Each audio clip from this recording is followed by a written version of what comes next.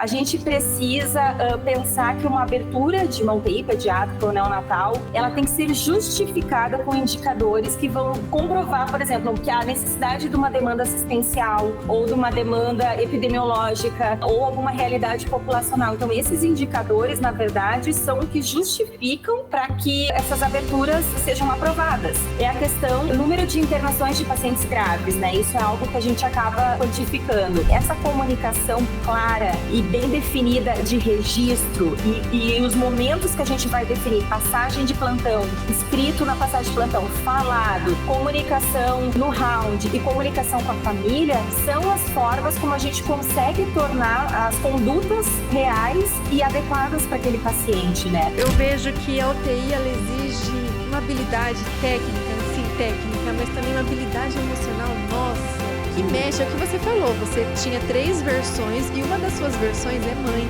Exato. E realmente, Ana, quando eu tive filho, muda também. Tem gente que fala, mas não muda. Não, com certeza, assim, quem não tem, claro que vai cuidar muito bem e tal, mas eu acho que a inferência que a gente faz de ver a criança lá, você fala, mas é do mesmo jeito que meu filho, mesma cor de cabelo, sabe assim, mesma história. Como você não levar pra casa essas coisas? Então até isso pega, né?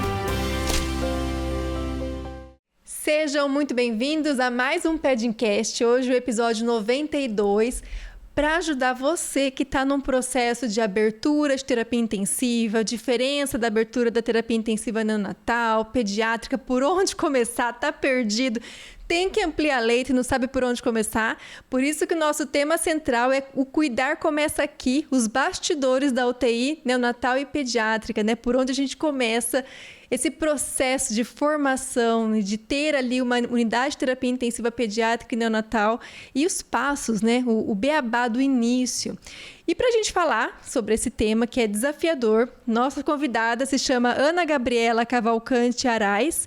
Ela é enfermeira graduada pela Universidade Federal do Rio Grande do Sul, mestre em ensino da saúde pela Universidade Federal de Ciências de Saúde de Porto Alegre, titulada também em terapia intensiva pediátrica pela Abente, tem o MBA em gestão de pessoas pela FGV, é docência em enfermagem pela FAVENE e é pesquisadora do grupo de pesquisa da Praxis de Enfermagem da Universidade Federal de Ciências da Saúde de Porto Alegre.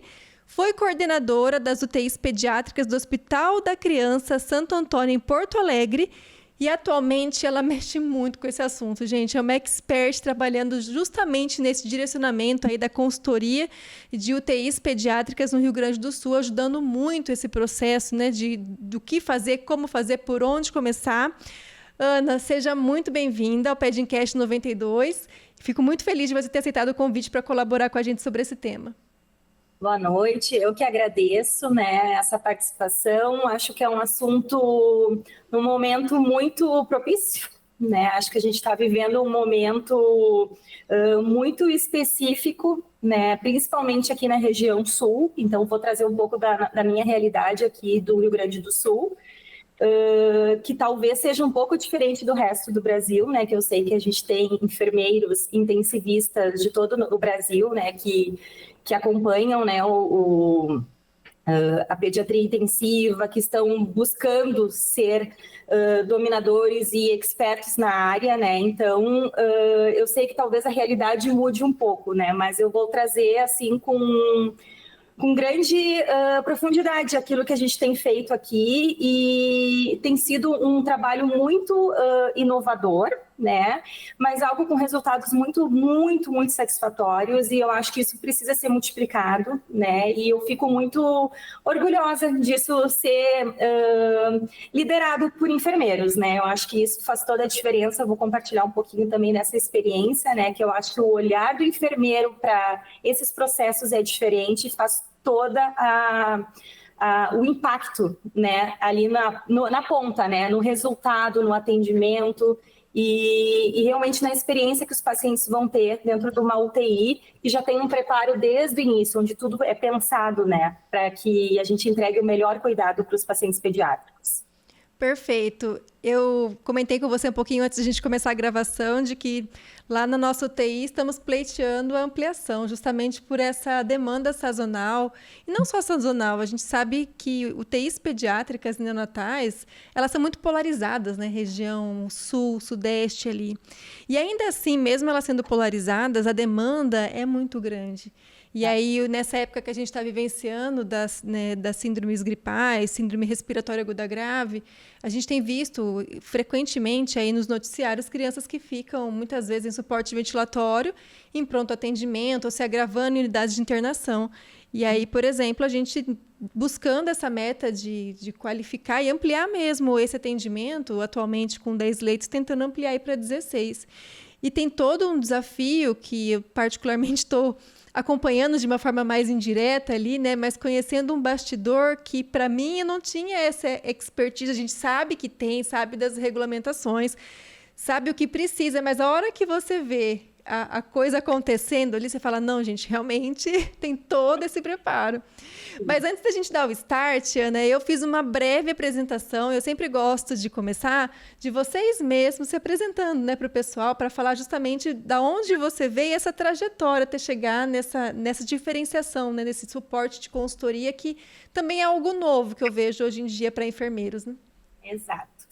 Então, eu acho que a minha trajetória explica muito onde eu estou no momento, né? Então, assim, eu me formei pela uma universidade federal, né, onde eu tive toda uma formação muito sanguínea SUS, que eu digo, né, dentro de um hospital de clínicas, onde a gente tinha os melhores recursos, onde era um hospital escola, né, onde a gente tinha muita qualidade de ensino, de assistência, de equipamentos, né? Então, assim, eu sempre tive, desde a graduação, um exemplo de atendimento de saúde muito bom.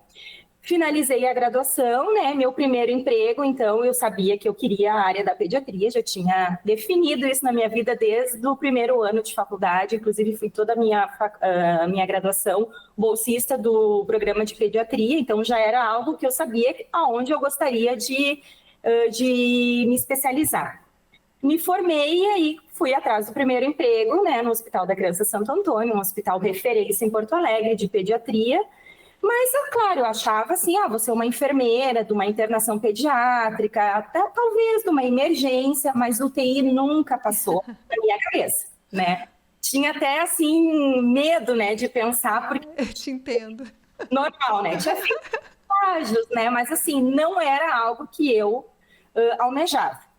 E aí, comecei como folguista, entrei no noturno, né? Comecei como folguista, eu sabia que eu ia fazer as internações e a emergência. E foi muito engraçado que a minha contratação, a enfermeira que me contratou, que era a coordenadora, ela disse assim, vai ser folguista dos andares e da emergência. Pediatria não vai... UTI pediátrica, tu não vai fazer as folgas, né? E eu falei, nossa, que alívio, né? Já fico mais tranquila. Ok, comecei lá no meu terceiro ou quarto plantão noturno, que eu estava acompanhada de uma excelente enfermeira, que é alguém, uma referência na minha vida, que é a Sabrina Pinheiro. Ai, nossa senhora, maravilhosa. Que foi quem me deu os primeiros passos como enfermeira no Hospital da Criança Santo Antônio. Precisei ajudar na UTI, né? Houve remanejo ali da escala e eu, meu Deus, e agora, né? E aí eu me lembro que eu entrei na UTI, fui super bem recebida pelas colegas, não, vamos começar, vai dar tudo certo. Eu apavorada, eu olhava aqueles monitores, não sabia o que era, aqueles respiradores, meu Deus, aquelas crianças, e começou aquele pavor, né?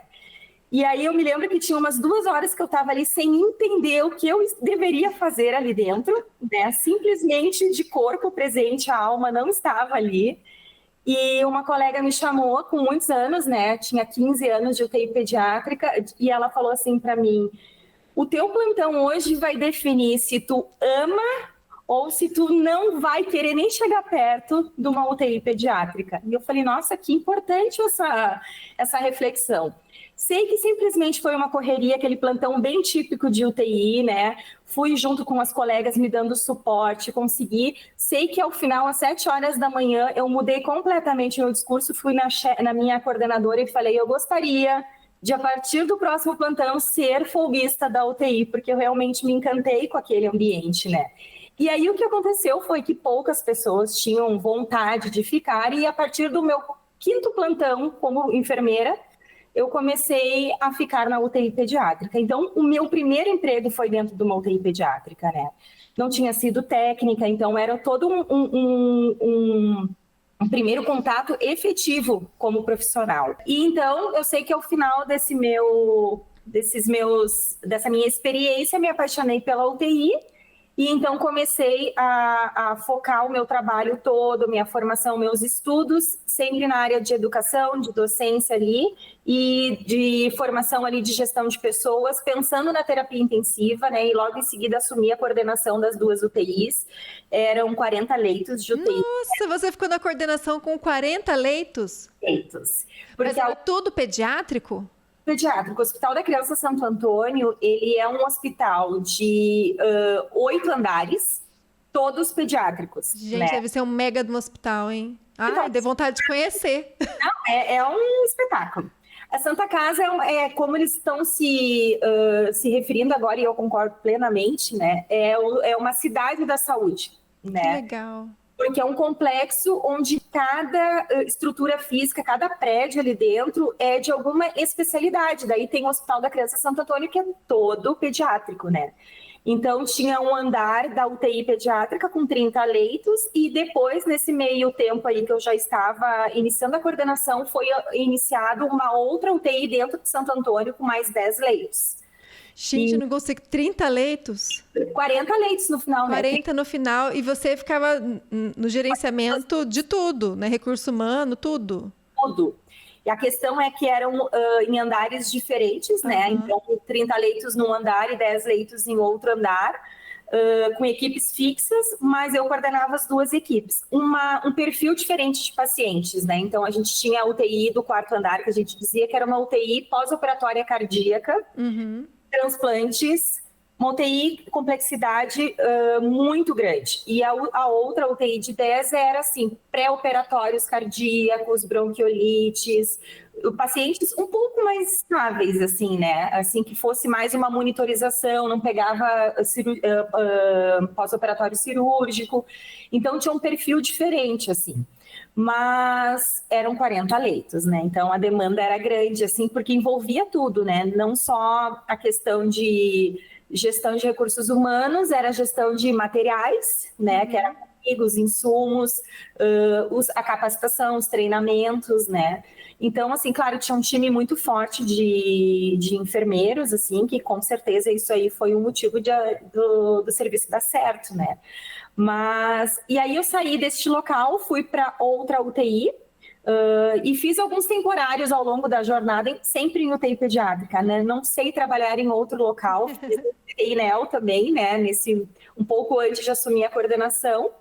E quando eu estava no meu último momento como enfermeira intensivista, começou a me surgir um desejo, né? Assim, de fazer a UTI ideal, né? Como seria uma UTI ideal?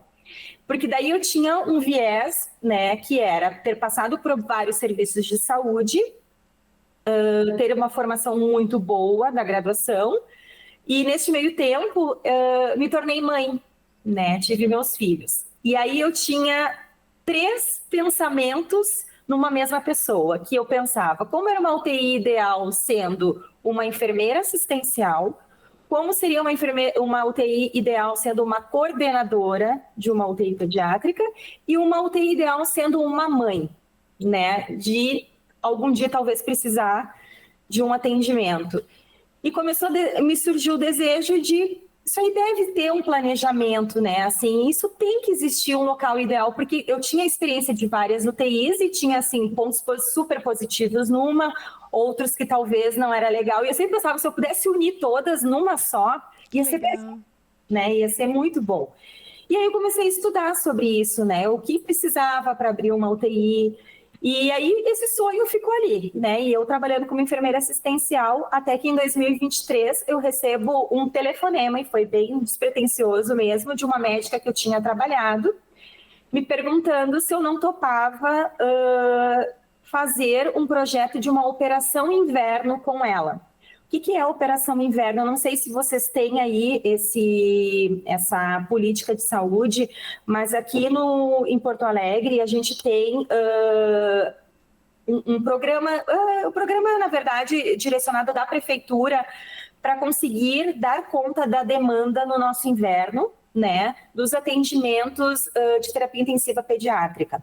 Porque, assim, a realidade do Brasil, ela, como eu tinha falado, ela é muito extremos, né? A gente tem carências absurdas em vários locais e bastante qualidade em outros, né? Claro que a gente sabe as últimas informações, aumentou muito o número de UTIs, né?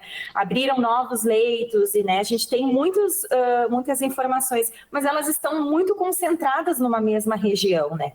E aqui em Porto Alegre a gente tem uma qualidade de saúde absurda, né? A gente tem uma gama assim de boa vacinação, né? As crianças têm... A cobertura é boa. Deve destoar do Brasil, né? Porque a gente aqui, por exemplo, só para você ter uma ideia, a nossa cobertura de influenza aqui acho que não estava dando 40%.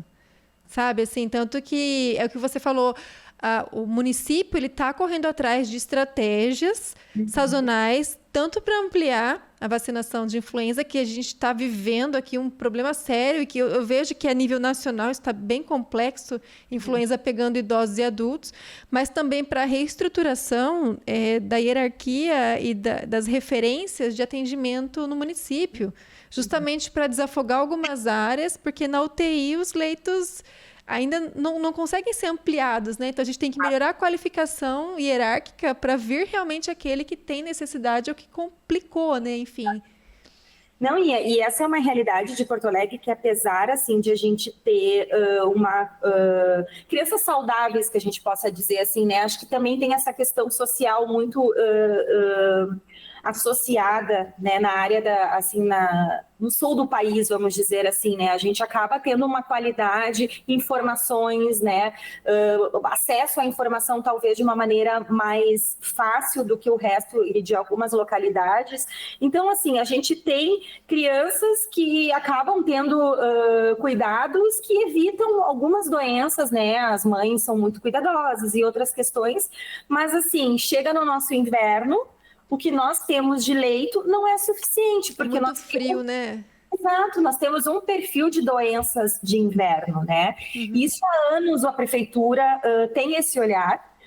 E então, assim, o Hospital Presidente Vargas era um hospital que sempre foi o local onde a Operação Inverno era feita. Então, era ampliado 10 leitos, né, de UTI pediátrica, e ela era um contrato temporário, né? Eram 120 dias bancados pela prefeitura, né, com desde contratação de pessoas, equipamentos, muitas vezes até ampliação de estrutura física, se fosse necessário, para aqueles leitos. Depois, esses leitos eram fechados. No PAN, a mesma questão. E aí essa médica me ligou perguntando se eu topava esse projeto para um hospital Vila Nova, né, um hospital que nós temos aqui 100% SUS. E eu, meu Deus do céu, como assim, né? Mas o que eu preciso fazer? Eu falei para ela, falou assim, Ana, é começar do zero. E, nossa, do zero, não tem nada. E ela, não tem nada. A gente vai ter a verba, mas assim, a gente precisa desenhar uma planta de UTI, né? Como vai ser a área física, pensar nos processos, nos protocolos, e aí veio aquele sonho, né? E eu falei, será que não é este o momento, né? De eu conseguir exercer isso, né, de pensar na tal da UTI ideal, né? E assim que foi o início. Então, a gente começou em 2023, pensando nessa... Eu fiz, na verdade, uma consultoria rápida daquele início. Fiquei com a parte de montar protocolos, de POPs, de pensar num perfil de profissionais que poderiam trabalhar ali. E o primeiro ano foi mais conturbado, porque tudo era do início, não sabia. O segundo ano fui chamada novamente para a Operação Inverno, daí tu já tem uma estrutura mais formalizada. Nisso, o interior também precisou de uma abertura permanente de uma UTI.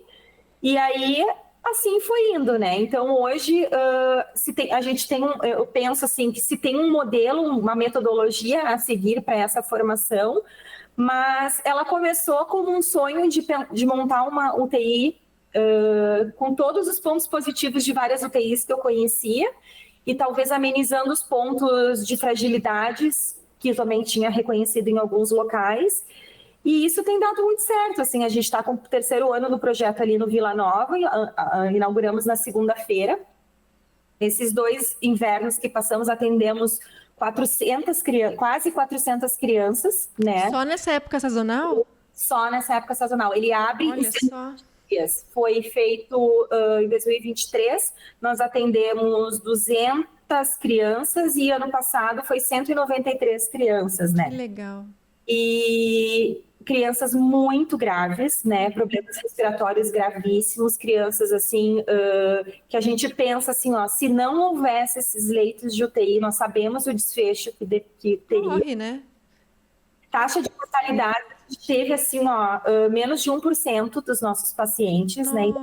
Uma assistência de qualidade absurda, né? Com equipe médica muito bem preparada, né? Equipe com protocolos, com atualizações e junto nisso uma equipe de enfermagem também neste mesmo nível, né? De competência, de experiência. E aí o resultado foi excelente, né? A gente montou também uma UTI no interior, né? Em Venâncio Soares, que é uma cidade que é aqui do interior do Rio Grande do Sul, que essa foi uma UTI permanente, né? Uhum. E um sucesso também, 10 leitos, uma UTI do zero, também não tinha nada, nem estrutura física, foi feito planta, construído, parte arquitetônica, como ia acontecer, todos os pedidos de tudo que precisava e deu super certo, né? Então, assim, a gente vive momentos, assim, claro que tem uma outra questão, né, Flávia, que eu penso, assim, a Operação Inverno, ela vem para cobrir uma demanda específica. Uhum. O envolvimento para se montar uma UTI, ele não é temporário, né? Ele não é uma coisa meia boca. A gente faz algo na qualidade total, como se fosse uma UTI permanente. Então, envolve muito esforço, né? E aí, o ruim é que tem um fim, né? Mas tem um fim nesse caso? Porque eu penso, tô curiosa, tá? Tô aprendendo aqui, ó, bem curiosa com o processo. Porque aqui, por exemplo, é o que você falou, não tem esse nome, mas estamos passando por um momento, inclusive, de ampliar os leitos pediátricos, não é nem de terapia intensiva, também, né? Mas, assim, nesse momento mais emergencial, para já admitir os respiratórios e, concomitantemente, tentar ampliar 6 leitos da terapia intensiva da onde eu trabalho. E aí eu vou vendo o esforço, né? Porque é o espaço físico, é o recurso material, é o recurso humano. E depois que aquilo está funcionando, que a demanda está grande e que tá rodando o negócio, né? Aí tem que desmontar, desmonta mesmo? É assim que funciona aí? Ou não? Fala assim, já que tá aqui, montou tudo, arranjou tudo, vamos manter. Não é dessa forma, então? Não é dessa forma. A gente chega perto do período da Operação Inverno, chega perto do período de término do contrato com a prefeitura, se vai diminuindo o aceite dos pacientes, por exemplo, pelo gerente, né, que é a nossa regulação dos pacientes do estado ali que a gente recebe. E então a gente vai diminuindo os aceites, vai dando alta e bloqueando os leitos para não ter internações ou pacientes graves no momento do término do contrato. Entendi. No primeiro ano, a gente conseguiu dar alta para a enfermaria de todos os pacientes e fechar a UTI sem paciente. Ano passado, nós tivemos 2 transferências para outras UTIs, porque precisávamos fechar a nossa, né, pelo período. Mas, assim, a gente vê que a taxa de ocupação diminui muito, como é algo sazonal, né? Entendi. Porque essas UTIs, elas são com foco de doenças respiratórias. É muito sazonal, né? Eu entendi o que você falou. Tipo, vai chegar um momento que não tem demanda. Sim. E aí, gradativamente, vocês vão fechando esses leitos sem que isso prejudique a demanda. E conforme vai diminuindo, esses leitos vão sendo fechados, né? Se a gente tivesse, por exemplo, no hospital, especialidades, cirurgias eletivas e outras questões, poderia se continuar. Mas como o perfil é respiratório, ao longo do período ali que a gente tem da virulência ali, vai diminuindo realmente os pacientes para esse perfil. Mas, assim, a gente, inclusive, no dia da inauguração, a gente conversou sobre isso, né? Mas, nossa, todo investimento, tudo que acontece, e não teria pacientes ao longo do ano? Com certeza teria se a gente tivesse outros serviços e outras formas de financiamento, né, para manter esse aí, porque realmente é um pacote fechado que a prefeitura financia para o hospital para ter aquele serviço. Entendi. E aí sim, respondendo a tua pergunta, a gente dá alta para os pacientes, né, apaga as luzes, né, Fecha. e fecha, retira os materiais, os insumos de estorno, vê o que pode ser aproveitado para a área adulta, por exemplo, do hospital, estorna para a farmácia fornecedores o que pode, e os monitores vão sendo utilizados em bloco cirúrgico, né? Porque há compras de equipamentos novos todo ano, se for necessário. Se os equipamentos não tiverem, isso é por isso que eu te digo que é algo com muita qualidade que é feito. Nossa, é muito diferente. E deixa eu te perguntar, tô curiosa. Nossa, eu vou aí visitar. Deixa eu te perguntar. Tá, o recurso ele é do município, não é do estado, então. É do município. E esse quantitativo de profissionais que estão lá para tocar essas UTIs temporárias, eles já são contratados ou é um contrato temporário para essa época sazonal? Ano passado e o ano de 2023, nós fizemos uma alocação dos funcionários, vimos quem é que tinha interesse, de repente, de fazer essa experiência na UTI pediátrica. O primeiro ano funcionou assim e foi, né, mais difícil. Ano passado, a gente fez contratação mista, que a gente chama. Pegamos alguns de alocação interna e contratação externa. Só que este ano o hospital definiu como vamos fazer um contrato temporário de 120 dias com contratação 100% externa. Então, eu recebi esse desafio em 10 dias. Meu Deus, provavelmente sem experiência, eu estou aqui imaginando, né? Então, assim, em 10 dias contratar uma equipe inteira. E vou te dizer que eu acho que isso tem o resultado de a gente ter conseguido é justamente o grupo pequeno e bem, eu digo assim, muito harmonioso que a gente tem dentro da terapia intensiva, que eu consegui 100% da equipe com experiência em UTI pediátrica, Que 100%. benção. Ou UTI pediátrica ou UTI neonatal. Porque sendo um contrato temporário fica mais fácil, porque as pessoas acabam conciliando os empregos. Sabe que tem tempo para começar, tempo para terminar. É de abril a agosto que vocês fazem? Como que é? Não, esse aqui começou agora, abriu dia 2 de junho, e é por 120 dias. Ano passado a gente começou em maio, e o outro ano começamos em junho, então depende muito também da demanda. Entendi. Isso... Você percebe que está começando a lotar e vocês já sinalizam a necessidade. Pesar muito paciente em ventilação mecânica nas UPAs ou em emergências, é dado start para o início da operação inverno, né? E aí começamos dia 2 de junho esse ano, né? Já com muitos e muitos e muitos pedidos, né? Para internação. E aí, é claro, é feito uma seleção, né, de quais são os pacientes com maior perfil para internar numa UTI temporária, porque a gente não pode assumir, por exemplo, Fábio, um paciente crônico, né? Porque aí não tem giro, né? Exato, não tem giro. E também o que eu faço com esse paciente depois, que é mais difícil para a gente conseguir um leito para ele também, né? Então, assim, a gente sabe que a gente tem um período definido, então tem um perfil também a ser ocupado desses leitos, né? Então, isso tudo tem que ser pensado neste momento também da operação inverno, é algo muito pontual que precisa ser pensado, né? Então, mas assim, eu vou te dizer que a gente, claro, está muito no início, mas como faz diferença pessoas capacitadas e com experiência dentro de uma terapia intensiva. Nossa, muito. Essa operação são 3 anos já que ela acontece há mais tempo? 3 anos. Gente, que sensacional. Nova, né? Que é o hospital que eu tô te contando. Porque antigamente já há anos acontece, assim, né? Aqui pela prefeitura, em outros locais. Entendi. E agora eles foram fazendo um rodízio, né? O presidente Vargas sempre assumiu isso, agora ele assumiu poucos leitos, mas a UTI pediátrica do Vila Nova é o 3º ano, e por causa dos seus indicadores, a qualidade assistencial, o baixo índice de óbitos e tudo, se seguiu esse contrato da prefeitura com Vila Nova, né? Perfeito. A demanda.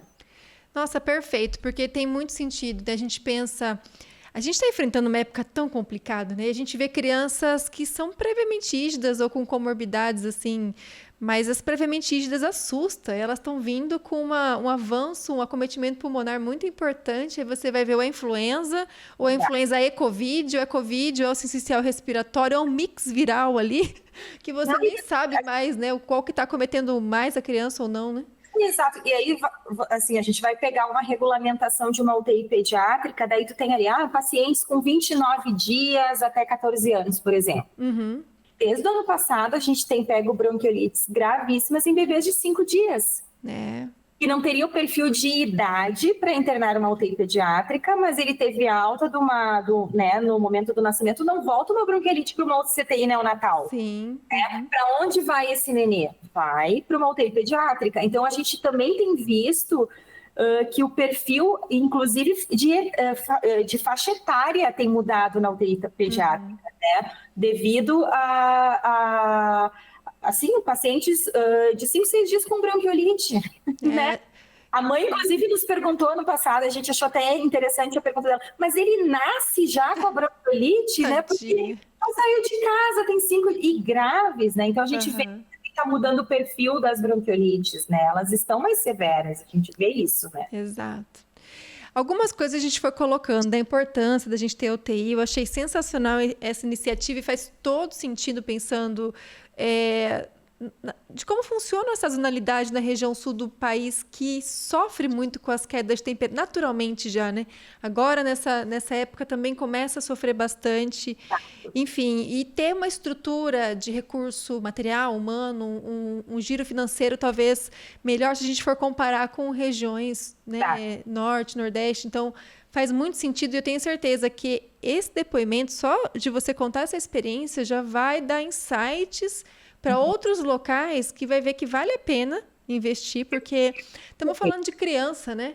Exatamente. Criança tem que sobreviver. A gente pensa em todos os sentidos. Primeiro porque a família gira em torno de uma criança que está lá. Acho que esse é o ponto número 1. A criança é o coração da família, né? E também, socialmente falando, é uma vida produtiva que vai crescer e que socialmente vai dar o seu retorno. Então, assim, faz todo sentido a gente ampliar o acesso, né, às unidades de terapia intensiva pediátricas devidamente equipadas, com recursos humanos devidamente treinados para isso. E acho que a gente precisa ter um olhar assim ao que a atualidade está nos pedindo, né? A gente vai olhar em 2020 lá na pandemia.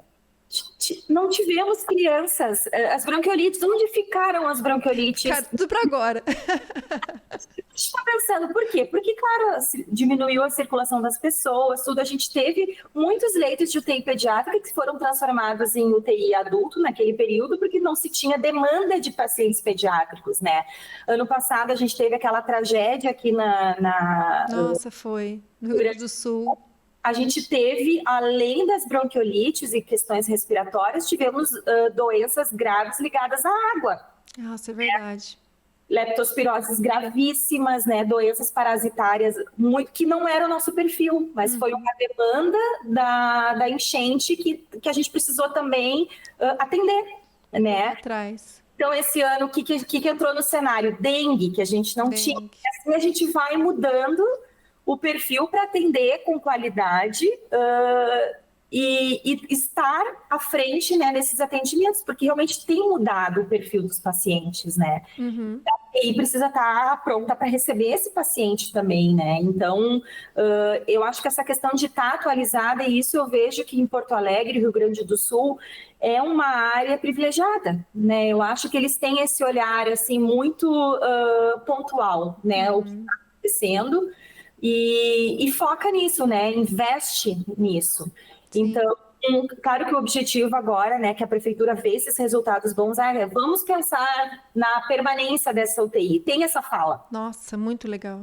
Tem essa fala. E seria um ganho imenso para Porto Alegre, né? Seria um ganho imenso para o próprio hospital, E talvez, mas como a gente sabe, a burocracia muitas vezes é o entrave principal de algumas coisas, né, assim, na área da saúde, e a gente vê que também a permanência da UTI vai envolver outras etapas, outros processos, né, então, mas nós estamos felizes que o terceiro ano com muito sucesso da Operação Inverno no Vila Nova, né. Surreal. Você vê nessas UTIs, mortalidade de 1%, menos de 1%. Gente, isso aí é um sonho, né?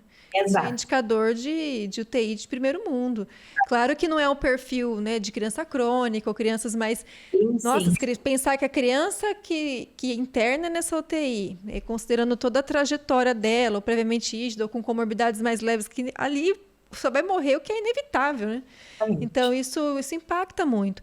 Algumas coisas a gente foi colocando, mas pensando no episódio da parte didática, para quem está nos ouvindo, que indicadores que a gente levanta pensando assim, olha, eu preciso de leito de terapia intensiva pediátrica ou neonatal. O que a pessoa pensa nesse sentido, né? Para pensar em termos de indicadores, para abrir e já emendar aí, Ana, os primeiros passos, né? Por onde a gente começa. Algumas coisas a gente já foi pontuando, mas para ficar assim...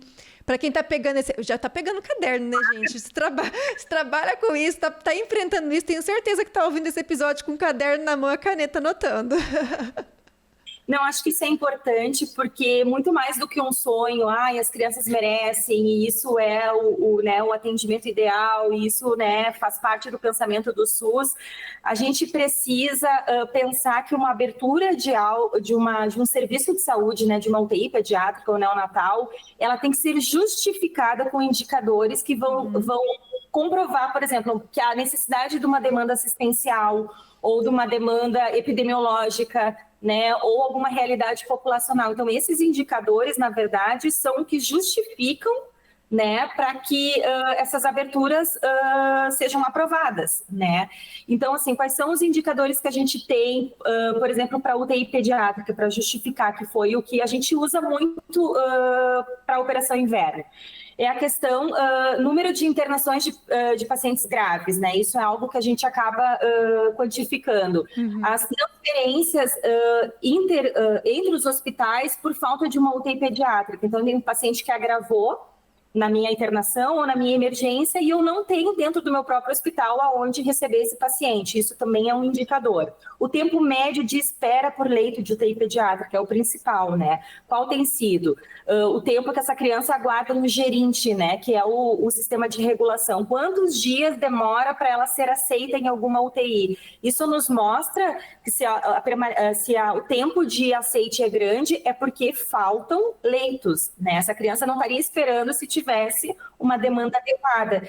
E o principal, né, que a gente vê que isso realmente é o que compra a causa, é a taxa de ocupação de leito, né? A taxa de ocupação de 85%, mais de 85%, nos justifica que está subdimensionado esses leitos, né? Tu ter esse tipo de indicador.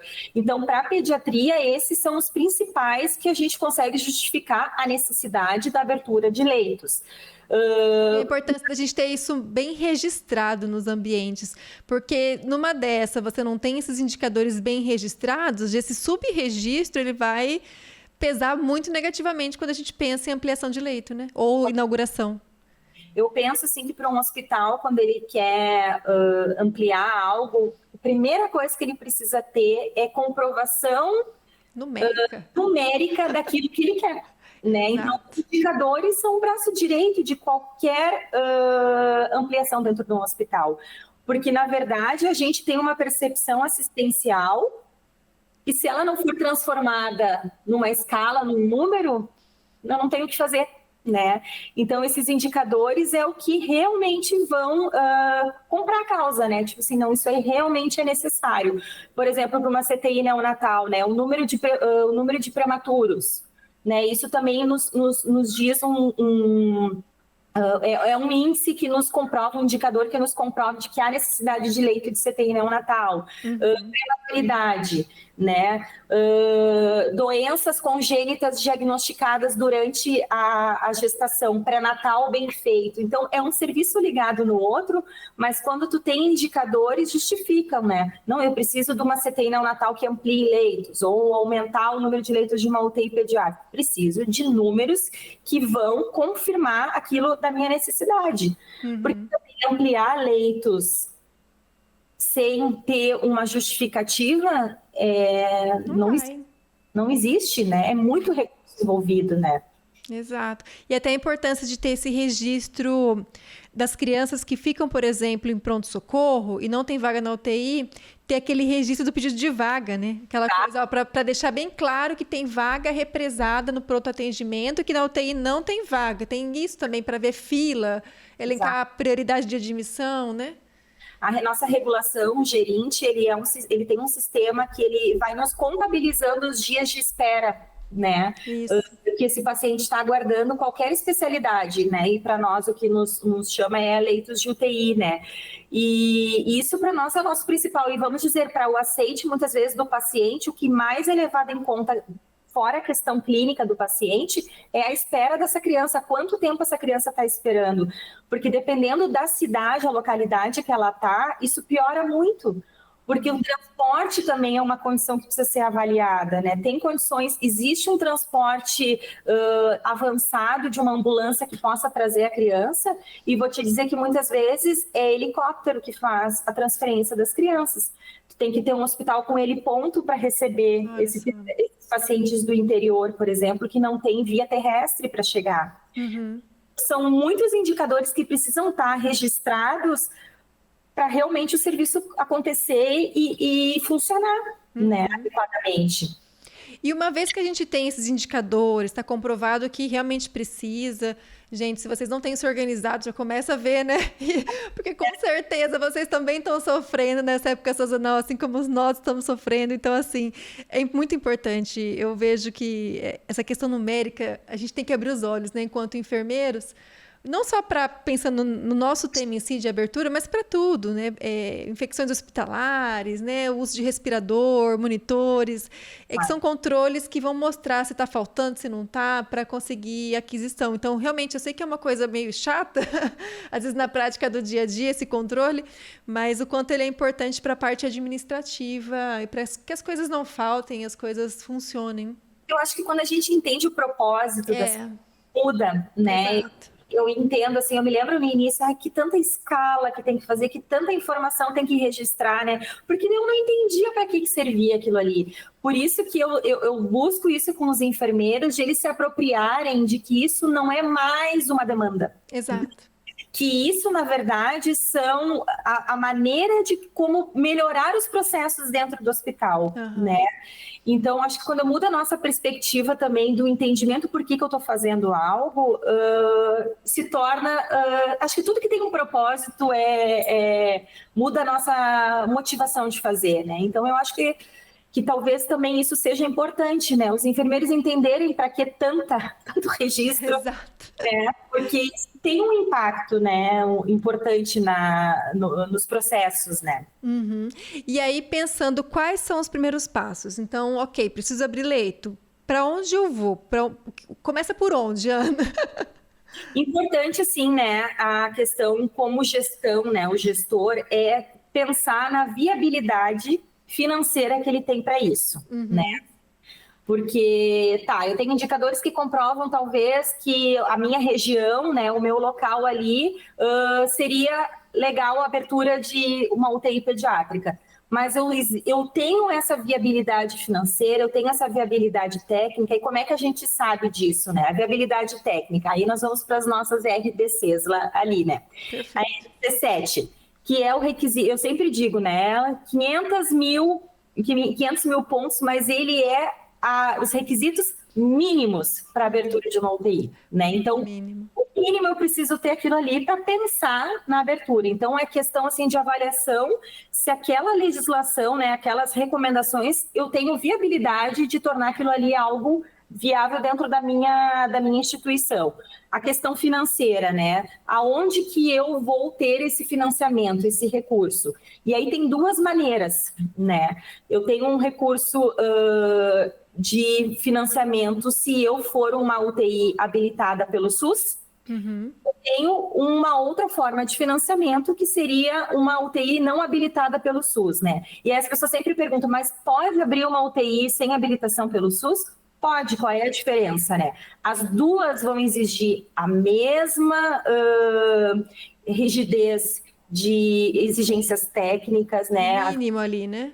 Mas as duas vão ter as mesmas exigências de equipamentos, de recursos humanos, de estrutura física igual, de profissionais, tudo igual. O que vai mudar é que quando a gente tem uma habilitação SUS, o financiamento vai ser público e a gente vai ter um dinheiro que vai ser investido, claro que muito defasado, né? Tem um repasse. Só para vocês terem, isso muda de local para local, mas assim, falando da realidade do Vila Nova ali, a gente recebe uma diária de R$800 para um leito de UTI pediátrica, tá? E a nossa verdadeira conta de uma diária de UTI é de 2.500 a 3.000. Então, assim, é um valor que não cobre nem em sonho aquilo que a gente gasta dentro do UTI, né, dos investimentos. Então, assim, tu tem uma habilitação pelo SUS, tu vai ter um repasse que vai vir, mas ele não vai... Não vai suprir. Vai suprir. O hospital vai ter que ter um financiamento próprio, e aí pode ser via operadoras, né? Então, entrar com os convênios, ter algum acordo, algum pacto, né? Pactuação regional que a gente diz. E aí existem muitas formas de tu pactuar isso com operadoras, né? É por diária, é por pacote, sei lá, de 5 a 7 dias. Vamos ver o tempo de permanência das UTIs da região ali. Um pacote de 7 dias a gente paga tanto, ou uma diária a gente paga tanto. Tem outras UTIs que é por procedimentos. Assim, profissionais com determinadas especialidades que fazem uma recuperação, porque existe também o perfil de uma UTI para recuperação cirúrgica, né? Hospitais que não têm, por exemplo, sala de recuperação pediátrica, usa leitos de UTI para fazer essa recuperação. Então, é pago, por exemplo, por procedimentos. Então, existem muitas maneiras de ser financiado isso por operadoras. Mas, assim, a legislação é a mesma para as duas situações. O que vai mudar é da onde vem o dinheiro, né? Então, esse é um primeiro passo que o gestor pensa no momento de querer ampliar leitos, né? A outra questão é, eu tenho estrutura física para ampliação, eu tenho no meu espaço físico, no andar, eu tenho alguma área que eu vou poder utilizar, ou eu teria que fazer uma estrutura física, construir do zero. Isso também é algo que tem que ser levado em conta, porque tem um investimento alto inicial, né? Essa viabilidade também de área física é uma questão importante para pensar, né? Rede elétrica, gases, existe isso para eu poder ampliar, porque não é, só para assim, não é talvez a mesma voltagem, por exemplo, um serviço de imagens tem uma voltagem diferente, uma UTI precisa de uma rede elétrica especializada para aguentar os monitores que ficam 24 horas ligados. Até um gerador, né? Também, eventualmente, se cai energia, tem que ter ali. Então, nesse primeiro momento é pensar nisso, né? No outro momento, eu tenho demanda para ter pacientes, né? Daí essa questão, o perfil de pacientes que eu vou ter na minha UTI vai ter ocupação, né? Pensar, eu vou ter esses leitos, são leitos caros para ficar parado, né? Não é uma opção não ter pacientes dentro de uma UTI. Então, acho que tudo isso tem que ser o primeiro passo, né? Pensado tudo isso, é a questão de cadastro, né, no CNES que tem que ser feito. A Anvisa tem algumas habilitações, né, RDC 50, por exemplo, da Anvisa, que é quem define estrutura física, planejamento de planta, tamanho do box que tem que ter, se pode ter vidro, se pode ter cortina, milhões de detalhes que precisam ser pensados, orçados, para que isso aconteça. Pô, eu vejo que é como se fosse literalmente, até como está apresentado nas RDCs, é um checklist, né? Isso. Eu acho que começa por aí, você pegar aquilo, imprimir, e a sensação que dá é um checklist, checa. Tem rede de gás, checa. Tem espaço, checa, né? E vai indo, né? Porque aí a RDC vai te trazer os requisitos quantos respiradores, quanta incubadora, quantos berços aquecidos, tudo isso, e aí vai-se atrás de orçamentos, né, de fornecedores, de contatos entre parcerias entre hospitais, que acontece muito, né, que tem, de repente, uma mesma linha de direção, onde pode compartilhar, talvez, equipamentos, né, então, assim, compramos um equipamento, por exemplo, um aquecedor, né, um aquecedor que, sei lá, é 13 mil reais. Quem sabe a gente compartilha esse mesmo equipamento entre 2 UTIs, né? Então, existe esse tipo de parceria que talvez para esse primeiro momento seja uma vantagem, tu unir, né, forças, não tenho tanto, mas eu tenho um pouco, uno com outra que tem um pouco, e a gente consegue tornar, por exemplo, alguns equipamentos compartilhados, né? A Nova faz isso com o Hospital da Restinga, não tem UTI pediátrica, mas tem uma emergência com uma demanda de gravidade grande. Compartilhe os equipamentos, porque tem uma mesma gestão, né? Então, assim, isso são coisas que tem que ser pensada, né? O primeiro passo para o gestor é definir essa viabilidade estrutural, física do local onde ele tem, financeira, técnica, da população, se vai ter paciente, isso aí é o primeiro ponto, né? E depois, então, começam as habilitações, que são muitas, né? E aí vou te dizer por que muitas vezes é um processo que desanima. Porque a burocracia é muito grande, né? É muito moroso o processo de habilitação no SUS. Claro, é muitas auditorias, vigilâncias e OKs. Daí a vigilância sanitária tem que dar o seu ok. Aí tá Eles vão, né? Acho que é importante para quem...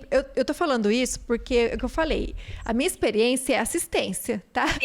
Assistência, criança lá. Essa parte gerencial do macro, eu não tenho essa visão tão macro assim, entendeu? Eu tenho a visão macro que me repercute na assistência. Claro. E aí, isso eu acho interessante, porque quando eu passei por essa experiência, é realmente um checklist, né? Realmente a pessoa, ela marca o horário, ela vai na sua unidade e ela olha tudo, né? Exato. Então, para quem também é inexperiente como eu nesse sentido, enfim, né? Que está mais acostumado com a assistência do que os processos de abertura e auditoria, isso é um ponto importante de ressaltar, que a pessoa, ela realmente não é só, vou abrir, preciso de tantos. Mas tem problema se não tiver esse aqui deve dar... Não é bem assim, né? Eles vão lá para realmente olhar todos os pontos. Exatamente, isso é algo que a Anvisa, a vigilância, é muito criteriosa, né? Assim, como eu falei, parece muita coisa as RDCs, mas é exigência mínima. Mínima, né?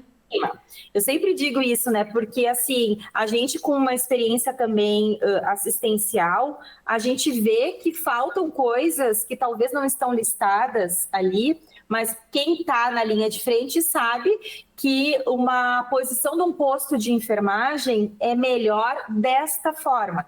Uma pia para lavagem de mãos dos familiares é melhor neste local, né? Quando foi construído, por exemplo, uma das UTIs lá, botaram uma pia aleatória num canto da UTI que os familiares não tinham acesso e que me impedia de aproximar a poltrona do acompanhante, ou seja, aquela pia foi só para cobrir um cheque ali, mas me atrapalha assistencialmente, né?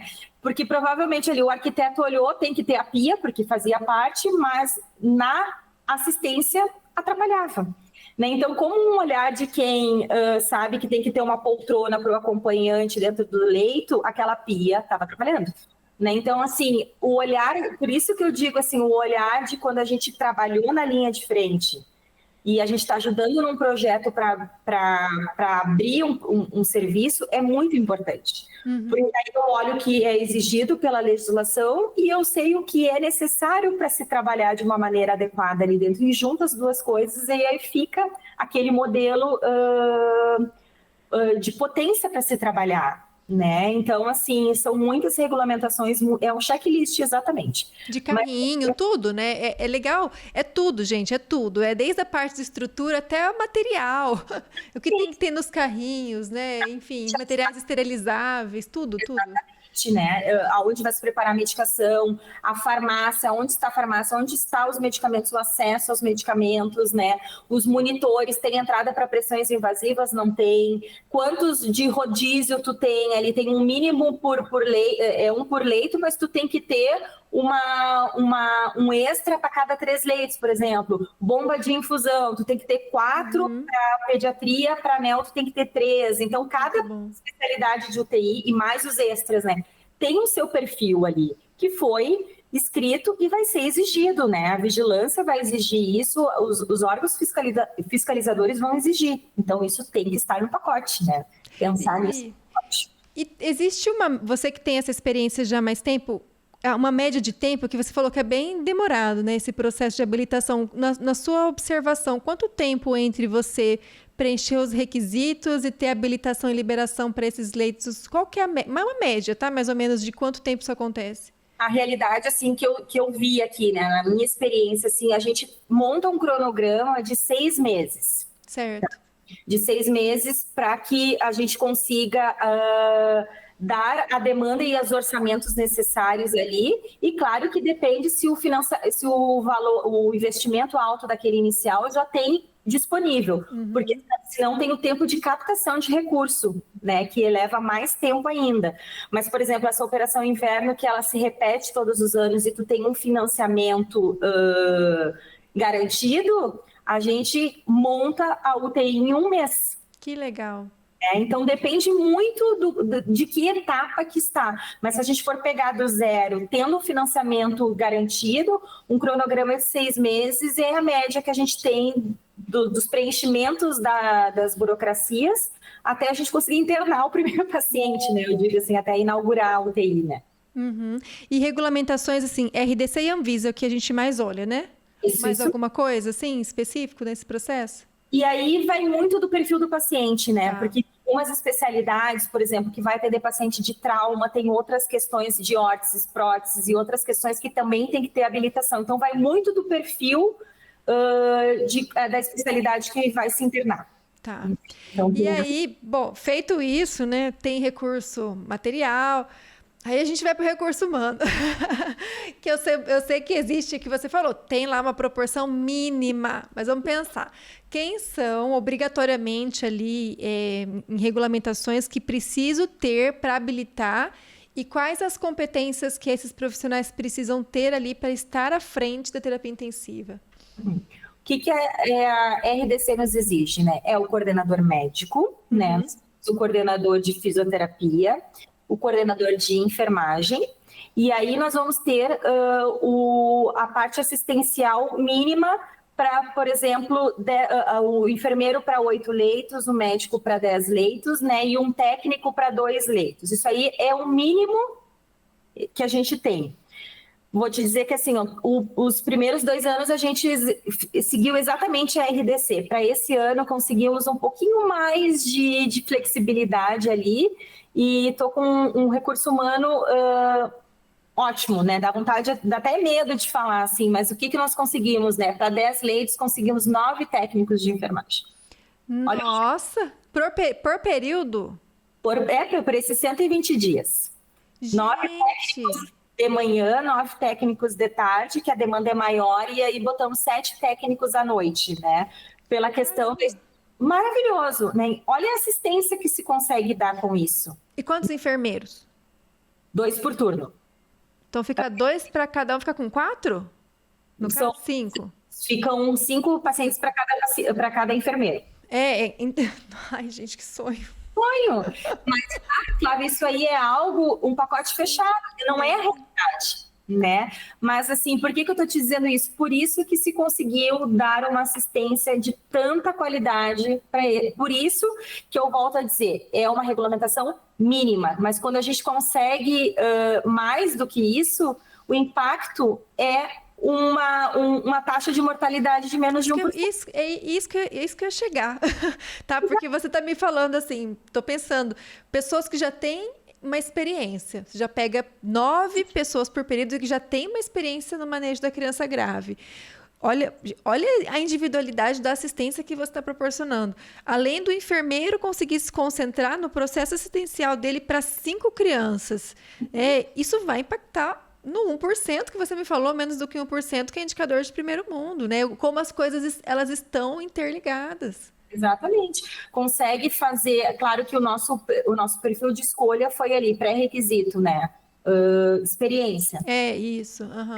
Mas, assim, foi uma experiência com indicações de pessoas da área. Então, assim, ó, um profissional que trabalhou com a gente, assim, ó, como uma boa reputação na área te abre portas, né? Então, assim, foi feita uma entrevista com todos os currículos com experiência, né? E foi feita uma conversa, assim, me conta, o que tu faria numa intercorrência de uma dessaturação numa bronquiolite, né? Fiz umas provas orais, entrevista, para ver o quanto também essa pessoa tem de avaliação clínica de uma situação. Isso aí por quê? Porque como é um período determinado, eu não tenho tempo de treinamento e deixar ele de sombra, que a gente chama, né? Tu vai acompanhar um colega mais antigo. A gente não tem isso, tem que começar já assumindo, né? Então, assim, isso foi um requisito básico, mas isso não... Claro, eu estou contando, mas não é a realidade do nosso...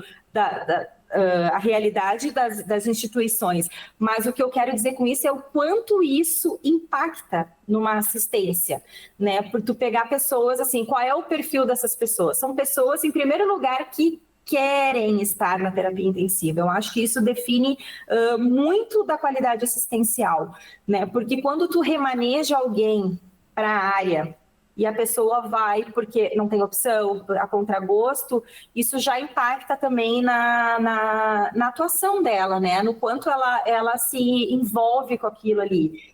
E eu penso que o profissional da terapia intensiva, ele tem um perfil muito diferente. E isso tu consegue observar numa entrevista, né? Eu acho que tem uma questão de humanização muito grande, né? Um profissional que ele tem eu digo, é uma vocação.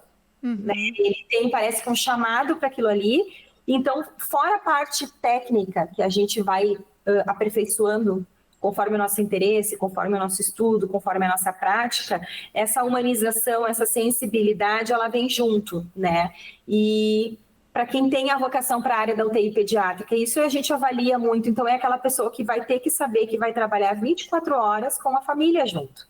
A gente para o paciente da família, é o pacote completo, né? Então, assim, isso eu avaliei muito também durante a entrevista, né? Como é que tu te sente, né, sendo acompanhado pelo pai ou pela mãe durante as tuas 6 horas de trabalho, né? Talvez vão ter aqueles familiares super colaborativos, que a gente ama, né, tá junto, mas vão ter aqueles mais estressados, né, os mais questionadores, os mais... ansiosos, né, no processo. Exatamente. Como que tu reage a isso? Isso, para mim, também foi um fator importante, né? Porque essa questão do equilíbrio emocional que a gente precisa ter dentro de uma UTI, ela é básica, né? Eu não posso ter alguém sendo grosseiro com uma família porque a família está questionando, ou revirar os olhos porque a família está dando uma opinião a respeito de um procedimento que gostaria que fizesse diferente, né? Então, assim, eu acho que esse relacionamento com a família também é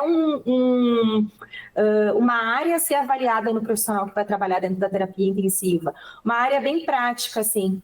A pessoa precisa saber calcular a medicação, entendeu? Vamos aqui juntos pegar... Eu fiz isso. Eu preciso que tu me traduza essa prescrição médica. Tu consegue me dizer o que ele está pedindo aqui? Tu consegue entender que aqui está em miligramas, tu vai ter que transformar em ml, tu vai ter que diluir, vai ter um tempo, a gente tem um manual. Então, isso tudo são questões que também... Numa operação inverno que eu tenho 4 meses, eu não posso Não dá tempo, né? A pessoa tem que chegar pronta ali, né? Mas, Ana, e você tem esse recurso humano ali? Tô curiosa mesmo, porque assim, aqui, por exemplo, precisamos de pessoas para trabalhar na UTI pediátrica. Não preenche. Assim, pessoas que têm experiência, entendeu? Então, muitas vezes a pessoa ela entra justamente para ficar na sombra de um mais experiente, passa até por um processo de capacitação do hospital inicialmente ali, mas a gente sabe que pensando em UTI é pouco tempo, né? E nem sempre é tão direcionado para terapia intensiva, mas não preenche. Como que aí preenche com facilidade? E uma outra coisa que eu tenho dúvida também. Esses funcionários que eles são contratados ali, eles são rodiziados em saídas externas para ajudar em outros setores? Como que funciona isso? Assim, se vai preencher as vagas, né? Na verdade, eu até me espantei, porque quando veio assim, nossa, tem que montar e vai ser contratação externa, eu falei, será que nós vamos ter profissionais capacitados para essas vagas? Mas foi uma indicação de outro, indicação assim, de pessoas que eu, né, de enfermeiros que eu já trabalhei junto, olha, esse aí eu indico, né? E aí vamos ver, e que o hospital também fez um horário diferenciado, tá? Que eu acho que isso aí também foi algo que facilitou, né? Pegou um horário diferente do horário padrão que a gente tem. O horário padrão em Porto Alegre é às 6 horas, das 7 à 1, da 1 às 19, né? Das 19 às 7 da manhã. A gente fez um rodízio de horário das 8 às 14, das 14 às 20. Para quê? Para que as pessoas consigam conciliar dois empregos. Que legal, que legal. Então, assim, a concessão de horário, ela é permitida porque é uma operação temporária. Claro que, praticamente, em outro hospital, a gente não conseguiria ter. Mas o que eu precisei garantir? Que aquele funcionário que vai chegar mais tarde, eu vou ter alguém que fique naquela escala até a chegada dele. Então, foi um quebra-cabeça para a gente organizar e conseguimos preencher todas as vagas, né? Bom. E a questão de rodiziar, a contratação deles foi exclusiva para a UTI pediátrica. Então, eles não entram no rodízio do hospital. Não entram. E como o pacote do financiamento foi um pacote X, o que a gente fez? Fomos super assim, vamos fazer a melhor compra de monitores, né? O melhor monitor, bem mais em conta. Vamos procurar fornecedores com produtos de qualidade, mas com preço menor. Para quê? Para que a gente tivesse uma possibilidade de um quadro funcional desse número de técnicos, entendeu? Muito bom. Economizou em algumas coisas e investiu naquilo que realmente faz diferença, de curso humano. Pois é, e eu vou te falar, sabe? É o tipo de investimento, né, que sai barato. Por quê? Porque, assim, eu penso que quanto mais a gente consegue qualificar, dar segurança no processo assistencial, enfim, mais rápido, às vezes, a gente consegue tirar aquela criança da UTI justamente porque tá algo muito mais individualizado, não ter que dividir. Não estou falando que pelo amor de Deus, não é que eu estou negligenciando quando eu estou superlotado. É a questão do cuidado mais refinado, né? Para aquela criança. Se eu estou um funcionário para uma criança e uma enfermeira para 5 leitos para ajudar no processo ali, é duplo cheque, é um olhar. É diferente quando a gente pensa na qualidade assistencial, né? Pelo menos tem que ser diferente, né? Então, a gente assim, definiu rotinas e protocolos, por exemplo, conferência dupla de qualquer medicação. Por quê? Porque a condição, né? O técnico vai fazer o seu cálculo, vai confirmar com o enfermeiro, e nós temos uma planilha onde essa checagem ela é confirmada. E isso foi uma coisa que eu falei, não é para aumentar o trabalho de vocês, não é burocracia, são barreiras de segurança para o paciente, né? Outra coisa que a gente viu que faz toda a diferença, plano de cuidado com round multidisciplinar. Ai, isso é maravilhoso. Nossa. Então, assim, a gente consegue, né? São quantos médicos nesse caso? Eles também têm uma proporção melhor também? Eles têm, assim, um rotineiro que faz a rotina de manhã. Certo. Né? E um que faz à tarde e um médico à noite. Mas tem muitas vezes um que faz um horário intermediário. Mas não são todos os dias. Mas é uma médica rotineira, quando é uma mesma pessoa, ela dá uma sequência no cuidado. É maravilhoso, consegue dar seguimento, né? O raciocínio segue, né? E aí a gente tem round às 9 da manhã, multidisciplinar, onde o técnico participa com informações, ele é ouvido, a médica se direciona a ele. Eu gostaria de saber como está a diurese do teu paciente, qual é a tua percepção, ele está menos acordado, mais acordado, quer ouvir o técnico. O técnico é extremamente valorizado. É beira-leito ou é numa sala? Beira-leito. Posto de enfermagem, que é no centro dos leitos, né? Então a gente está falando e enxergando. os pacientes, né? E aí a gente é junto com o controle de infecção, é junto com a nutricionista, com a físio, e aí a gente programa assim, ó, esse paciente está com sonda vesical, quando que nós vamos tirar essa sonda vesical? Qual é o nosso plano? Esse paciente tem central, quantos dias ainda falta o antibiótico para a gente já programar a retirada do central? A gente vai definindo, desinvadir o paciente, né, para visar o quê? Risco zero de infecção, tirar esse paciente de dentro da UTI, mudança de decúbito, não tivemos lesão de pele nenhuma nesses 2 anos. Nossa, gente. Então, assim, ai, Ana, que gostoso te ouvir. Menina, eu tô falando isso porque eu sei que é um desafio nacional, mundial, né? Porque quando a gente vai ler artigo, a gente vê que os problemas não são só Brasil, a gente tem muitos problemas além do Brasil. Mas como é gostoso a gente ver quando a gente tem recurso para isso, financeiro, humano, empenho multiprofissional ali, beira-leito, que a coisa funciona mesmo, né? E ouvir isso de você, que enfrenta um serviço que tem essa possibilidade, que é uma utopia, se a gente for comparar a nível de Brasil, mas que para nós, de outras regiões, ouvir que sim, isso é possível no Brasil, né? Claro que com todos os seus desafios e entraves, é muito gostoso. Eu estou encantada, estou aqui, eu não sei se vocês estão... Eu estou apaixonada por esse episódio, porque eu estou aprendendo bastante. E a gente gosta de qualidade assistencial, né? E quando a gente ouve isso, nossa, me dá até um quentinho no coração, porque é gostoso, né? Exato, é para isso que nós formamos, né? Para isso nós acordamos todos os dias, vamos trabalhar para entregar o melhor, a melhor ciência, a melhor qualidade, a melhor humanização que o paciente merece, né? Sabe o que me dá mais assim, realização? É saber que, por exemplo, essa realidade que eu estou contando para vocês do Vila Nova é 100% SUS. Olha só, que legal. Tem um recurso bem administrado, bem pensado, e o foco que o hospital tem, qual é o seu objetivo, tem como. Claro que, como eu falei para vocês, né, assim, tenho comentado, essa Operação Inverno é um contrato temporário, né, então tem um recurso para isso, mas assim, eu não perco a esperança de isso, a gente conseguir.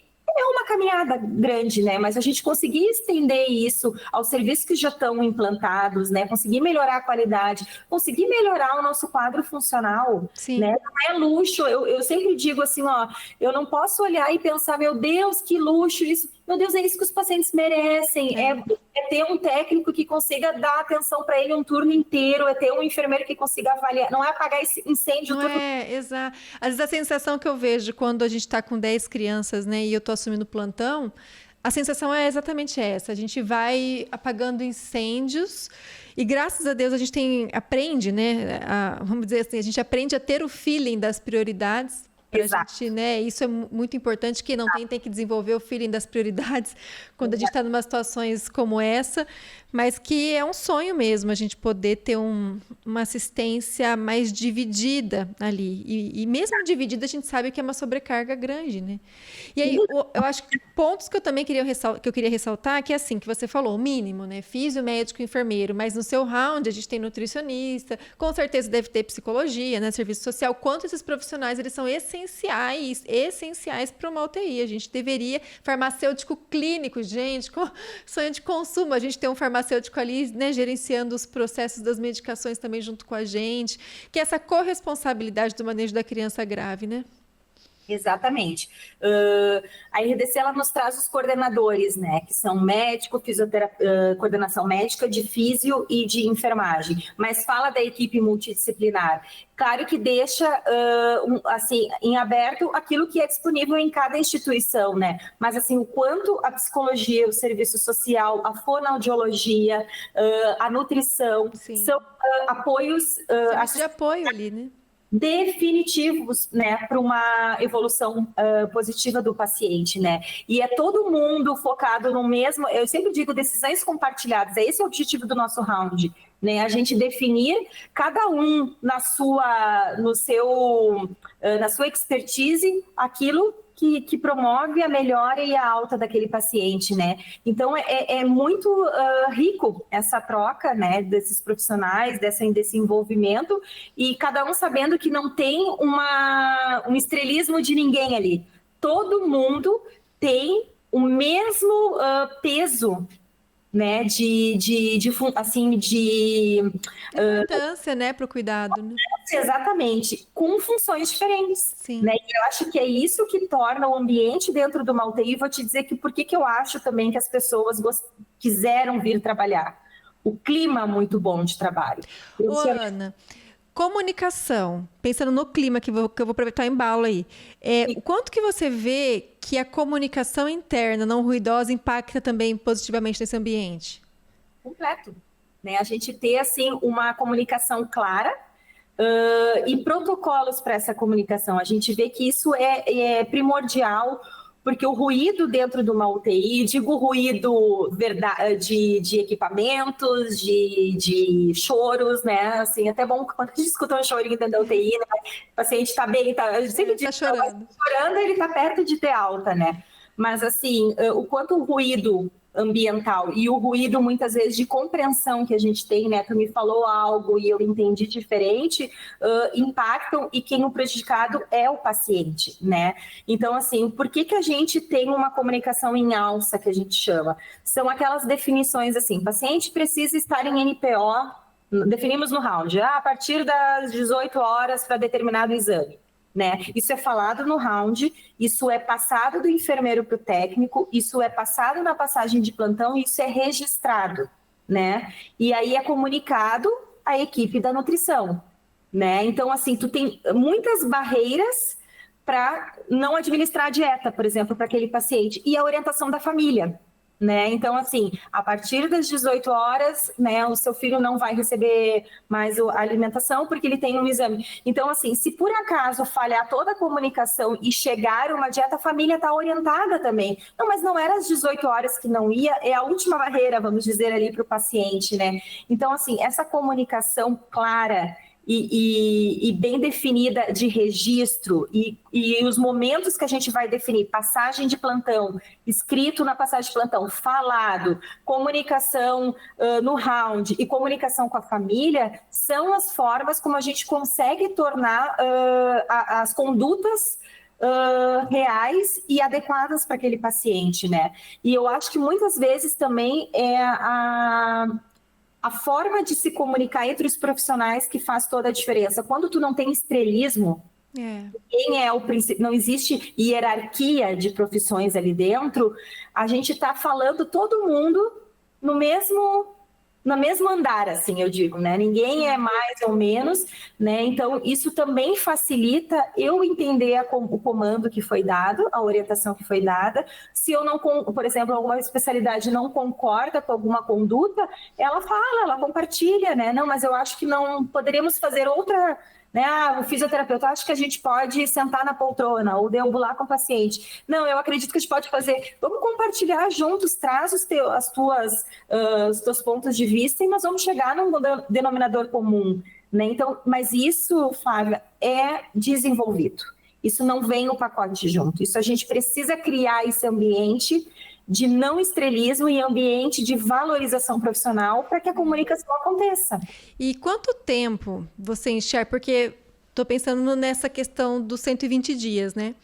Porque muitas vezes, pensando em UTIs com alta rotatividade, funcionários sem experiência, hospital escola que tem muitos e muitos alunos que entram, que são temporários ali, que rodam. Alguns são mais definitivos, tem os residentes da UTI pediátrica, eles ficam mais tempo, mas ainda assim eles rodam. Tem de outras que chegam. É difícil a gente conseguir manter uma coesão, né? Porque justamente... pela questão de você estar sempre trocando a roda com o carro andando. Acho que é eterna sensação. Nessa situação que você consegue uma equipe fechada, já vindo treinado para conseguir ficar nesse tempo limitado, quanto tempo você observa que essa engrenagem funciona perfeitamente? Assim? Quanto tempo leva? Porque até o estrelismo, né? É difícil, dependendo do profissional que contratou. Tem gente que é mais fácil de lidar, tem gente que não é tão fácil de lidar. Então, tem tudo isso, né? Eu acho que a questão muito é alinhamento de rotinas, né? Porque as pessoas vêm com vivências, cada um do seu ambiente, do seu hospital, né? Que fazem de uma forma, né? Cada um faz de uma forma, todo mundo com objetivo de acertar, né? Mas a gente precisa alinhar os procedimentos lá dentro. Então foi o que a gente combinou assim, ó, todo mundo tem a sua realidade em cada instituição, mas aqui a nossa rotina é essa, né? E nós vamos começar. Só que, claro, a comunicação são os 4 turnos, né? Manhã, tarde, as 2 noites. Isso demora essa comunicação ficar redonda, né? O que eu vejo, assim, a nossa experiência? Perto de um mês, todo mundo está falando a mesma língua. Né? Não digo tecnicamente, tá? Porque tecnicamente, assim, as pessoas estão bem treinadas, sabem administrar medicação, sabem sedar, sabem aspirar, sabem trocar decúbito, né? Mas eu digo assim, rotinas de como a gente faz os processos ali dentro para chegar à comunicação nos 4 turnos. A minha experiência é que um mês é que a gente diz assim, ó, a gente comemora um mês, né? Um mês de UTI, assim, a gente vê que parece que deu certo. Deu certo, viramos a página e agora tá tudo certo. Né? Então, claro, isso vai depender da maturidade dos profissionais também, mas eu acho que é um tempo cabalístico que eu digo, né? Assim, porque a gente consegue, parece que todo mundo entendeu os processos e ali funciona de tal forma, né? E, claro, a gente vai ajustando conforme. Tem rotinas que a gente acha que vai ser de uma forma e a gente fica certo. E não é um fracasso não dar certo. Vamos pensar em outra forma, então vamos ouvir os profissionais, vamos ouvir as famílias, vamos ouvir, por exemplo, uma coisa que impactou muito dentro do hospital. O hospital tem visita. Dentro da UTI pediátrica, num quadro de bronquiolites, influenza, VSR, o que a gente está, não podemos autorizar visita. Igual com a gente também, a gente tem está em isolamento respiratório, não recebe visita. Só que o que acontece? Os nossos pacientes todos vão ter perfil respiratório. O que a gente definiu como instituição? Não teremos visita, como padrão na UTI, né? Então, assim, vai ter troca de acompanhante, eles têm troca entre pai e mãe, o familiar que vai ficar responsável ali com liberdade de horário, a gente define, a gente usa a humanização para isso, né? A família não pode tal horário, vamos fazer outro horário, a gente organiza tudo da melhor forma, mas não temos visita. Mas, claro, tem um paciente, sei lá, que vai ficar 1 mês e meio internado, né? Alguma outra coisa. Podemos abrir uma sessão, vamos avaliar aquele caso, né? Então, assim, tem as rotinas, tem as normas, mas o paciente, ele é único, ele tem uma família única, ele tem uma cultura única, então a gente vai tentar, dentro do possível, sem impactar na assistência e sem desorganizar a estrutura do hospital, tentar, né, abrir exceções para que fique uma experiência para aquela família e para aquele paciente o menos traumático possível, porque ninguém quer estar internado numa UTI. Com certeza, ainda mais criança, né? Esses dias eu me deparei com uma senhora que estava acompanhando a neta, bem senhorinha, sabe? Aquela coisa entre 70 e 80 anos. Assim, e aí ela estava no cantinho lá se segurando. Ai, Ana, até arrepio, sabe? Aí eu olhei para ela e... né, a senhora, tá difícil para a senhora, né? Não conseguiu dormir porque não é uma cama, aquelas poltronas que parecem que é confortável, mas não é confortável. Aí é para uma senhora de entre 70 e 80 anos, e aí ela desmoronou a chorar, porque ela falou que nunca tinha entrado numa UTI, muito menos que ela nunca imaginou que ia entrar numa UTI de criança, né? E essa senhora chora e aquilo me despedaça. E eu fico como enfermeira, às vezes, tão angustiada, porque tem hora que eu quero muito dar um alento, uma atenção maior, sentar ali, conversar um pouco, dar um afago, né? Aquela Exato. coisa. E às vezes você olha ali e olha que tem uma criança te saturando do outro lado, aí você começa a conversar, você fala, ai meu Deus, eu preciso, né, parar a conversa aqui para conseguir socorrer a criança. É muito difícil. Eu vejo que a UTI, ela exige uma habilidade técnica, sim, técnica, mas também uma habilidade emocional, nossa, que mexe. É o que você falou, você tinha 3 versões e uma das suas versões é mãe. Exato. E realmente, Ana, quando eu tive filho, mudou. Muda. Completamente. E tem gente que fala, mas não muda. Não, com certeza, assim, quem não tem, claro que vai cuidar muito bem e tal, mas eu acho que a inferência que a gente faz de ver a criança lá, e você fala, mas é do mesmo jeito que meu filho, mesma cor de cabelo, sabe assim, mesma história. Não tem como você não levar para casa essas coisas. Então, até isso pega, né? Com certeza. E é um ambiente predominantemente feminino. Exato. Onde isso é uma área nata da mulher, não adianta, né? tem isso muito aflorado.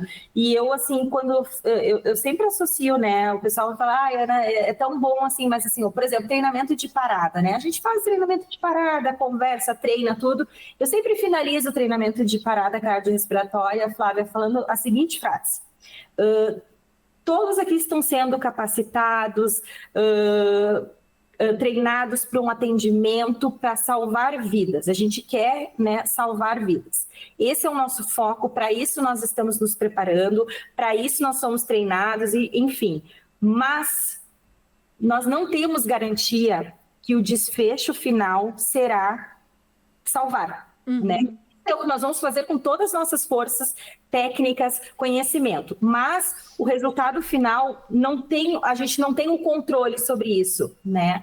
Mas o que a gente pode fazer por essa criança e por essa família, caso o desfecho seja óbito? É tornar esse momento um momento marcado positivamente, apesar da pior experiência que essa família está vivendo, né? Então, é a humanização no momento de um óbito dentro de uma UTI, né? Então, assim, a gente fala muito sobre isso, não é o que a gente quer, não é para isso que a gente está trabalhando, mas a gente tem que estar preparado para isso, porque a gente precisa... a gente fez um juramento na nossa formação lá, né? Que é da concepção até a morte, que a gente vai honrar a nossa profissão ali, né? Então, eu digo assim, a gente tem como tornar até um momento de um óbito dentro da UTI, um momento que aquela família vai lembrar, tipo assim, foi a pior experiência que eu tive na minha vida, mas o que aqueles profissionais me deram de colo, de atenção, de sensibilidade, me deixaram tempo para me despedir do meu filho, né? Teve a psicologia, o serviço social, sei lá, são lembranças que ficam positivas, porque a gente tem, tu já deve ter vivido isso, né? Famílias que voltam para crianças que saíram bem e crianças que foram a óbito, né? A gente cria vínculo com família, então às vezes vira até enfim, uma relação fora do hospital, né? De conversa, de como tá, de precisa de alguma coisa. Exatamente. Não tem, gente, eu vejo assim, a gente acaba se envolvendo, né, de uma certa forma, né? Cabe cada um saber até o momento, até o grau desse envolvimento, mas o envolvimento ele é inevitável, né? Inevitável. E eu acho que isso é algo que a gente precisa desenvolver, né? Exato. Porque assim, se a gente puder tornar esse momento horroroso na vida de uma família, Sim. de uma maneira, uma lembrança humana, já está feito, valeu tudo que a gente fez por essa família, a experiência que essa família teve ali, né? Então, eu acho que isso a gente vai desenvolvendo, também faz parte do profissional da UTI ter esse olhar. Não é o que a gente quer, mas ninguém garante que a gente não vai viver isso, né? Então, a gente precisa estar preparado para isso, né? E os profissionais precisam de colo também, né, Flávia? Nossa, muito. Muito isso, e essa questão de a gente ter um briefing, né, depois de algumas situações é muito importante, porque você não precisa falar, né, se abrir. Eu sempre digo, o posto de enfermagem não é um lugar para falar, porque as famílias vão escutar, as crianças vão escutar, mas a gente tem o nosso cantinho lá, onde a gente pode falar tudo que a gente está sentindo. Perfeito. Porque é importante, a gente não pode ficar achando que a gente é Mulher Maravilha, né, que a gente não se abala, e exatamente cada um tem a sua vivência, uns vão pensar no filho, outros vão pensar nisso, outros passaram, tive técnicas que perderam seus filhos e por isso fizeram técnico de enfermagem. Sim, exatamente. Eu tenho uma mãe que está fazendo isso, inclusive, e ela fala, olha, eu quero trabalhar lá na UTI com vocês, e ela perdeu uma criança lá, sabe assim, é muito isso mesmo. A experiência provavelmente dela foi positiva para ela querer ficar trabalhando num ambiente desses, né? Ela foi acolhida pela equipe, então assim a gente tem um impacto nas famílias, nas vidas, né? Então eu acho que isso faz parte. A gente é uma categoria profissional não tem preço, né? Eu tenho muito orgulho de ser enfermeira, muito orgulho de fazer parte de uma equipe de saúde, uma equipe de enfermagem. Porque eu volto a dizer, eu acho que isso é uma vocação e um propósito. Perfeito. Né? Eu acho que isso é o que nos define como profissionais, assim, e sempre atrás do melhor, né? Do conhecimento, exato, de atualização, de não se acostumar assim, né? Aprendi isso na graduação há 16 anos atrás, gente, mudou tudo, vamos lá, né? Vamos se atualizar, né? Isso é importante para os profissionais, né? Exato. Ô, Ana, e eu fico pensando depois o luto que esses profissionais enfrentam na hora de desmanchar essa UTI, né? Porque se é uma coisa, um serviço que funciona, de repente, fala assim, agora tá na hora, deu 120 dias. A pessoa, ai meu Deus, né? Porque cria um relacionamento ali também. Aquela porta dá um nó na garganta. Eu imagino. Isso aí, né? Eu sou a primeira a entrar, eu sempre digo, né? Há 3 anos é o mesmo ritual. Eu sou a primeira a abrir e ligar a luz e eu sou a última a abrir e apagar a luz, né? E eu digo assim, mas sabe que dá uma sensação assim, meu Deus, os dois vai ser igual, dever cumprido. Dever cumprido, deu certo, né? Aquela coisa. A gente está de novo e vamos melhorar, e esse é o propósito. Mas as pessoas sofrem, porque foi um momento muito bom, assim, para eles, né? Positivo para eles. Ô, Ana, e aproveitando, né? Aí eu acho que a gente tem que marcar um outro episódio pra gente falar mais, que eu vou adorar. Fala um pouco sobre o seu trabalho, de fato, nisso tudo, né? Porque é algo realmente... O enfermeiro, ele acaba encabeçando toda essa parte gerencial. Poucas pessoas leigas imaginam o quanto o enfermeiro ele é gerencial. Se ele não é o gerente da assistência direta da criança, ele é o gerente de uma coisa macro, né? Então, inclusive, superintendente de hospital, hoje, a nossa superintendente do hospital universitário, que ela saiu do hospital universitário, hoje ela é nossa secretária de saúde do município, é uma enfermeira, sabe? E aí é a visão gerencial, uma visão macro muito incrível. E falar um pouco mesmo do enfermeiro consultor nesse processo, porque é algo novo, né? Eu vejo como algo novo que é um potencial grande, porque as dúvidas surgem demais. Quando fala disso, é muita dúvida que surge dos processos. Não, exatamente. Eu acho que a gente tem, na verdade, uma questão de formação, né? A gente é formado muito assistencialmente, né? Eu vejo que a nossa graduação nos prepara para isso, né? Para a gente atuar ali, procedimentos, técnicas, né? Temos uma disciplina de administração, onde a gente vai cuidar da equipe de enfermagem, de escala, mas aí a gente é largado dentro, né? Se forma é largada dentro de uma UTI e vê que o enfermeiro faz muito mais do que isso. E aí, meu Deus, onde é que eu aprendo isso, né? E eu vejo que agora as graduações estão se dando conta disso, que esta parte falta, né? Essa parte do quanto existe um leque de opções para o enfermeiro, que a vida dele não é só hospitalar, né? Ou uma home care, né? Alguma outra coisa assim. Tem muitas áreas onde o enfermeiro pode. E eu vejo que tem se aberto a questão do empreendedorismo na enfermagem, né? De empreender, de abrir os seus negócios, de fazer algo, pensar algo fora da caixa, assim. E eu vejo que a consultoria, ela vem muito nesta linha, né? Ela é uma forma de empreendedorismo, né? É onde tu consegue, porque o consultor, o que ele é? Ele é um especialista em determinada área, onde ele vai prestar um esclarecimento para as outras pessoas a respeito daquela área. Então, seja um esclarecimento técnico, seja de legislação, seja de como se faz, né? Então, depende, por exemplo, a consultoria de amamentação, né? Vai ter um foco, uma consultoria de feridas, vai ter outro, de estomoterapia, vai ter outro, né? E essa consultoria, por exemplo, que é o que eu tenho feito, eu não conhecia ninguém, Flávia, na verdade. Eu digo assim, eu comecei começando por um convite de uma médica para trabalhar junto, mas eu não tinha ninguém para me espelhar, né? Eu digo assim, meu Deus, eu vou...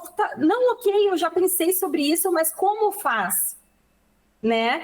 E aí, assim, não sabia onde procurar essa informação, né? Meu Deus, porque tinha muitos consultores de outras áreas, mas assim, especificamente, né? Daí eu vou estudar um pouco sobre consultoria, como é que faz, né?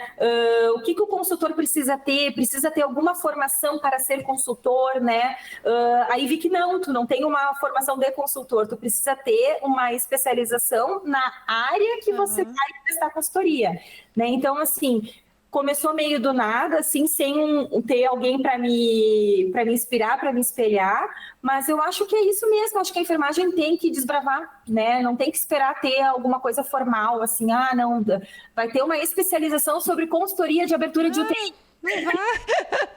Na realidade, eu vejo que, assim, esse episódio, além dele ajudar muita gente, ele também está abrindo a cabeça para essas possibilidades e muita gente vai te procurar, viu, Ana? Pedindo socorro, pedindo ajuda e também se espelhar, né? Porque é muito gostoso conhecer novas realidades, novas experiências, que eu vejo que é onde a gente acaba crescendo profissionalmente, que ninguém é detentor de tudo ali, né?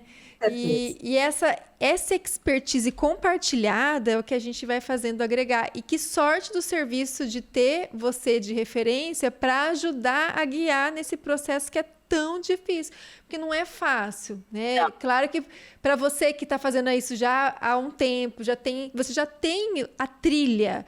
E a gente, às vezes, chega, meu Deus, não sei por onde começar. Mas, gente, já procura a Ana. Já procura, ela vai saber por onde começar. Né? Junto, nós vamos caminhar isso junto. Caminhar, isso mesmo. E eu acho que esse compartilhar experiências é algo também que a enfermagem está aprendendo. Exatamente, eu também vejo isso, sabe? Às vezes as pessoas não compartilham tanto quanto deveriam. Na verdade, a gente precisa se ver como um time, como colegas, não como competição. Exato. Então, assim, a minha UTI tá dando certo, deixa comigo aqui, né? Não dá, A fórmula deixa comigo. Porque eu acho que, na verdade, é um pensamento muito, assim, ultrapassado, Sim. né?